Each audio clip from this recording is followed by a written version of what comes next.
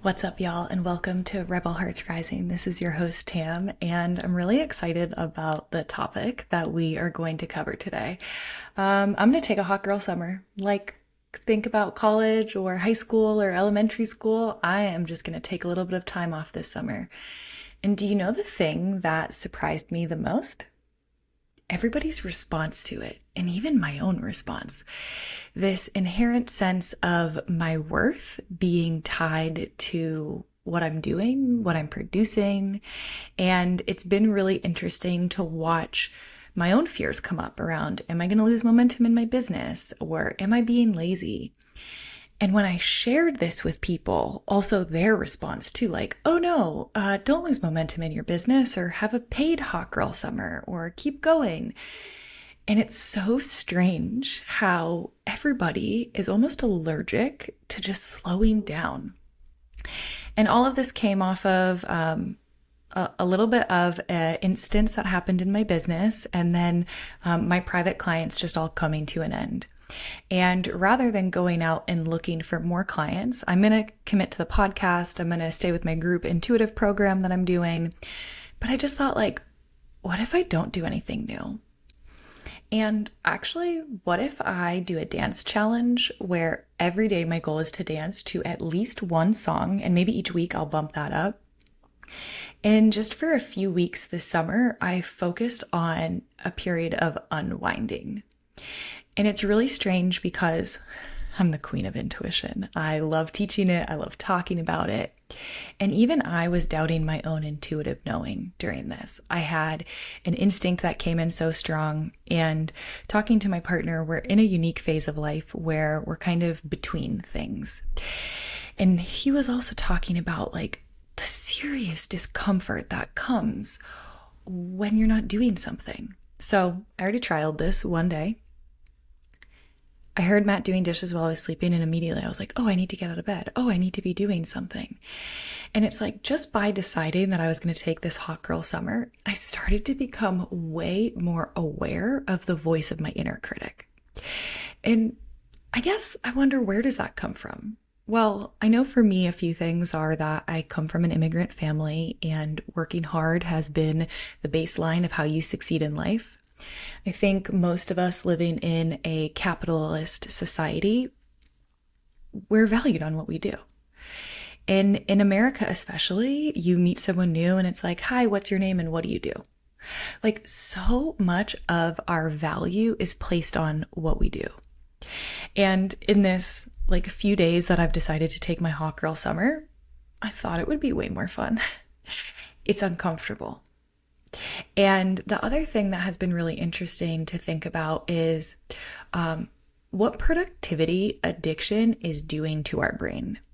How we are overstimulated, overconnected, and under-rested, and how it's wrecking our intuition. And not just our intuition. There have been some ideas that we're consuming so many videos, we're consuming so much social media that our brain doesn't have enough space for everything. And so actually we're starting to release some of our memories. Y'all, that is a scary concept to think about. And we know this through multiple different kinds of studies. There was a Stanford study that says multitasking reduces efficiency and lowers your IQ. A Harvard Business Review talked about constant work reduces creativity and strategic thinking. I just felt myself doom scrolling, and especially having my business run through social media. I feel really grateful to have stuff like this where I get to connect with you guys, where I get to be creative and kind of share what's happening in my inner world. But it goes beyond that. It's this overconsumption and under creativity. I'm taking a lot in, but I'm not necessarily always putting a lot out. And I took a social media break for about 2 years when I owned my yoga studio. And it was the strongest that my intuition ever was. And here's what I think about that. When we're constantly bombarded with everybody else's life story, what other people are doing, FOMO, ideas, inspiration, all of these different things, it kind of cuts off our more subtle senses of becoming really aware of the ability to pick up messages. And this is where I think it also affects our own strategic thinking. Like, how often do you just feel burnt out? And the weirdest thing about it, and I'm guilty of this too, is that I'm burnt out, I need a break, and so I get on and scroll for a minute. Like, if you think about how overstimulating that is for your brain, it's pretty wild. And we also know the dopamine addiction and the way that we feel towards, how good it feels to be on social media, how exciting it feels to the constant feedback essentially that we're getting, dopamine, excitement, novelty, newness. But also then after a while you're scrolling and you don't remember anything that you've scrolled past and you haven't really taken in anything of value. Or I find sometimes too, like, I feel like I'm being sold to every time I get on social media. And this is really tricky because obviously I'm in the business of selling. I want to invite you into my intuitive courses. I want to invite you into this magical world that I live in, that I've studied for years. And I want to offer that to you. And so as someone who is a content producer, how do I ethically offer you spaces to be invited in, but not feel like everything is a sales pitch all the time? And so we also know that digital overstimulation is a problem. There was a 2023 study that the average adult touches their phone over 2,600 times per day. And the chronic dopamine hits from notifications reduce our ability to feel presence or joy. Like, raise your hand if you have felt reduced pleasure or joy. And it's like, okay, wait a second, what are we doing? So it's like this really sneaky form of self-sabotage. While we're doing it, it doesn't really feel good either. And then the long-term effects of it is that it's no longer allowing us to feel the type of presence or joy that we have in our life. And so this is where I'm taking a hot girl summer. Everything aligned. I got an intuitive hit. You know, you always want to say like, no, that can't be it. I've worked so hard and built all this momentum in my business. And I'm still not exactly sure how this is going to go, but I'm feeling the call for a social media break. So if you want to do one together, if you want to do a little social media break challenge, let me know, because I feel like I'm always stronger in a group. Like, if I'm just doing it for myself, it takes a ton of discipline. But if I know that we're like in it together, I don't know, it just shifts. So DM me, let me know if you want to do that. We can set it up for a little further down the summer here. Take a full hot girl summer and just be present. And something Matt and I were also talking about is like, what happened to being bored? Like, in some cases I'm bored, but in other cases, like, I think about the 90s and I would just be in my bedroom and like look through magazines and write in my journal and read my old journals. And there was so much more that I could do because I didn't just have this amazing little pocket device that helped me access the World Wide Web. And so, it's uncomfortable to be bored. Like, maybe I should call it a bored girl summer because I feel like that's a little bit more accurate. And I don't know that I'll take the whole summer, but I'm publicly announcing that I'm answering the call to back up a little bit. And I also think it's super interesting how the people that I've shared this with almost kind of tried to talk me out of it, which also points to the fact that I think as a collective, we have a wound around productivity, around that being part of our worth. And I feel really fortunate to be in a place where I can choose to step back and take a little hot bored girl summer. But the thing that I'm realizing is like, hustle culture really is dead and it's not working. And it doesn't make us more powerful. In fact, it drains our vital life force. And at some point I found that, like, I love my work. I love what I do. I love my clients. Like, I feel very fortunate to have the job that I have. And still, that can lead you to doing too much of it. And when you're doing too much of anything, I found like I wasn't focusing on what I needed and taking care of myself and really moving into prioritizing a sense of health, which I would also venture to say or ask you, like, what does health mean to you? And when you answer that, do your actions actually align with that value? And is that even a value for you? Because I would say most of my life that health was a value. Yet if I look at my stress levels over the years, that wasn't in alignment with my value. Oh, the perks of recording at home. The mailman came by late at night and my dogs absolutely freaked out. So I think one of the things that I'm starting to realize is that I want new creative ideas to bubble without force. I want to reawaken deeper access to my intuition and more clarity without having so much stimulus constantly coming at me in everything that I'm doing. And if we even just gently call it out, like we all have phone addictions at this point. And starting to see like how much can I lower my screen time and how present can I be in my actual life? And also getting curious about emotional waves that I didn't realize I was avoiding with busyness. Busyness is a badge of honor, and yet it takes us away from our life.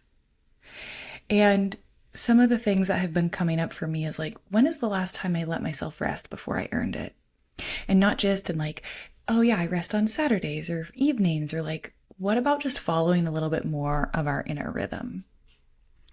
And I think that this is something where we get to start to look at, like, what am I talking about? What is a hot girl summer really about?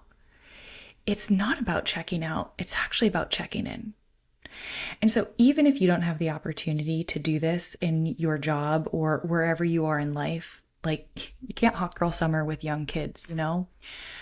But what about finding pockets of what's going on for you in like how busy you are, what you're avoiding, where you feel worth tied to productivity, how the house has to be cleaned, what needs to get done? Like, what about coming back to boredom and spaciousness and remembering that doing less is not actually about being less? And something that I'm really passionate about and I teach in everything that I do and I really try to harness in my own life is the power of feminine energetics. And the reclamation of the feminine talks about pleasure and presence. It is about being a human being, truly just being. Less is more. And so I want to give you an invitation to see what would change if you trusted rest as much as action. What would change if you prioritized rest as much as action? And maybe for you, it's not about rest, but maybe for you, it's about play and pleasure and joy and presence. And maybe you're not in a place of life where you have the opportunity to close up shop and have a hot bored girl summer, but maybe you can start to recognize how much spaciousness you can create between meetings. Like how often do you get off a call and immediately you're like, oh yeah, what's on my phone? And so it's about shifting into a way of being. It's about having a rebel heart around the way that society is pushing forward around tech and AI and how much is integrated in our lives. And remembering that we have this human meat wagon that's kind of made for caveman times. And so if you're feeling unhappiness, if you're feeling a lack of joy or presence in your life, starting to look at the small ways that make big steps in creating more presence in what you're actually doing. And the overarching thing that I started to realize when I realized something just wasn't working in how I was feeling was intentionality in everything that we're doing. Like booking one thing to the next thing, running to a workout class, having lunch real quick, getting on a client call. I want to be in a place where I can really have presence and intentionality. And maybe that means saying no to more things or yes to more things, but this is where I want to hear from you. Number one, do you feel like you are missing memories? Like truly, I feel like I'm starting to miss memories and my brain is starting to rewire in a different place from everything that I'm consuming. Number two is, what is your relationship to consumption versus creation?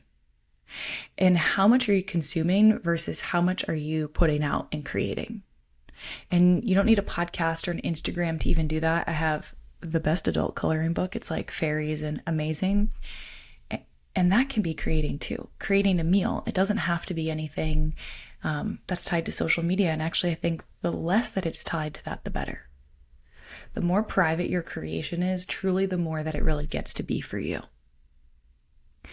And so I also think, what is one thing that you could do to lower the overall stimulation in your life? And maybe you're already really great at that, but it's shortening the daily window of when you allow yourself to be on your phone. And I also want to hear from you, like, what are the things that you have in place that you maybe already realized about this that are working? What are the ways that your rebel heart realized some of the ways that society is moving forward and you don't want to be a part of it anymore?